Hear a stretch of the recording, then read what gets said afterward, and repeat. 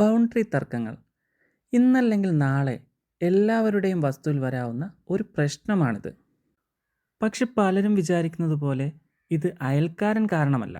നമ്മൾ ചെയ്യുന്ന ഒരു ചെറിയ പിഴവാണ് പലപ്പോഴും കാരണം. പലരും ബൗണ്ടറി തീരുമാനിക്കുന്നത് കോമ്പൗണ്ട് വാള്, വേലി, മരങ്ങൾ എന്നിവയെല്ലാം നോക്കിയാണ്. പക്ഷെ ഇവയൊന്നും ബൗണ്ടറി അല്ല. 20-30 വർഷമായിട്ട് ഒരു പ്രശ്നവും ഇല്ലാതെ നിൽക്കുന്ന വസ്തു വീട് പണി തുടങ്ങുമ്പോഴാണ് തർക്കമായി മാറുന്നത്. ഇവിടെ പല വസ്തു ഉടമകളും പറയുന്നൊരു കാര്യമുണ്ട്, സാർ ബൗണ്ടറി സ്റ്റോൺ തന്നെയില്ല, പിന്നെ എന്താണ് ചെയ്യുക? ബൗണ്ടറി സ്റ്റോൺ ഇല്ലെങ്കിലും പേടിക്കേണ്ട കാര്യമില്ല. ആദ്യം ചെയ്യേണ്ടത് പഴയ രേഖകൾ എടുക്കണം. ഇതിപ്പോൾ ആധാരമായിരിക്കും, പഴയ സർവേ സ്കെച്ച്, FMB സ്കെച്ച് ഇവയെല്ലാം എടുക്കണം.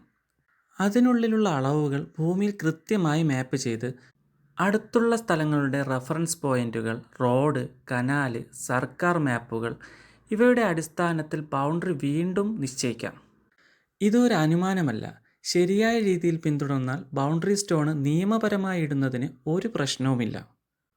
പക്ഷെ പലരും ചെയ്യുന്നൊരു വലിയ പിഴവുണ്ട്.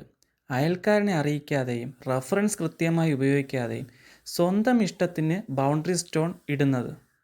പിന്നെ അത് തീർച്ചയായും തർക്കമായി മാറും.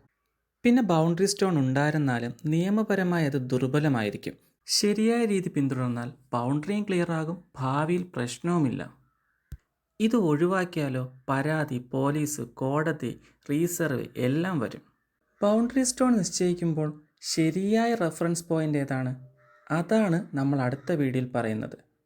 ഇതുപോലുള്ള ഇൻഫോർമേറ്റീവ് വീഡിയോസിനായിട്ട് നിങ്ങൾ ഈ ചാനലൊന്ന് ഫോളോ ചെയ്യൂ.